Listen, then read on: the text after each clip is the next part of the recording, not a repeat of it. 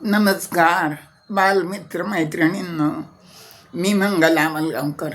माझं मंगला आजीच्या धमाल गोष्टी नावाचं यूट्यूब चॅनल आहे. त्याच्यावर मी तुम्हाला गोष्टी सांगते, काही प्रसंग अनुभव सांगते, काही श्लोक सांगते आणि इतर पण काही माहिती सांगते. आज मी एक प्रसिद्ध श्लोक सांगणार आहे तुम्हाला बरं का.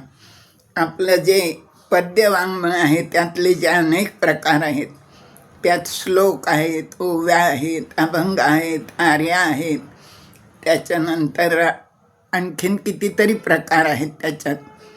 तर ते ज्यांनी वापरले असे महत्त्वाचे जे विद्वान पुरुष होऊन गेले तर त्यांच्याबद्दलचा हा श्लोक आहे.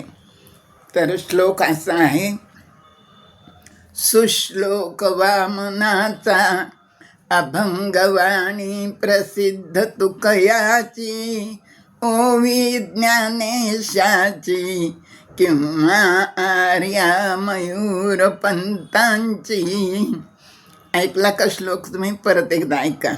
सुश्लोक वामनाचा अभंगवाणी प्रसिद्ध तुकयाची, ओवी ज्ञानेशाची किंवा आर्या मयूर पंतांची. असा हा मराठीतला श्लोक आहे. तर याच्यामध्ये सुभाषितकार सांगतात की वामन पंडित नावाचे एक पंडित कवी होऊन गेले आणि त्यांनी आपली सगळी रचना कशामध्ये केली? श्लोक या प्रकारात केली. जगद्गुरू तुकाराम महाराजांनी कशात केली रचना? पद्यरचना आपली सगळी तर अभंगांमध्ये केली. आणि माऊली ज्ञानेश्वर माऊलींनी ओव्यांमध्ये संपूर्ण रचना केली. आणि मोरोपंत पंडित नावाचे एक पंडित कवी होते, तर त्याने आर्या लिहिल्या. ह्या आर्या अतिशय गोड आहेत, कानाला गोड लागतात, त्या अगदी सुश्राव्य आहेत. आणि ते पंडित कवी असल्याने त्यांनी श्लेष अलंकाराचा भरपूर वापर केलेला आहे. त्याच्यामध्ये एकच शब्द 2 ओळीत वापरला आहे, पण पहिल्या ओळीत त्याचा अर्थ वेगळा आणि दुसऱ्या ओळीत त्याचा अर्थ पूर्ण वेगळा, अशा त्या आर्या आहेत. त्यांना चाल खूप चांगली आहे त्यांची आणि त्या मुलांना खूप आवडतात.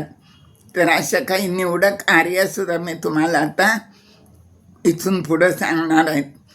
तर ज्या की तुम्हाला खूप आवडतील आणि पाठही करता येतील आणि त्यांचा उपयोग निबंधात, भाषणात, आणखीन इतर काही जरी तुम्हाला करायचं असलं तर अशा ठिकाणी करता येतील. अशा ह्या कवी मोरोपंतांच्या आर्या मी आता उद्या तुम्हाला एक एक आर्या करून सांगणार आहे. धन्यवाद.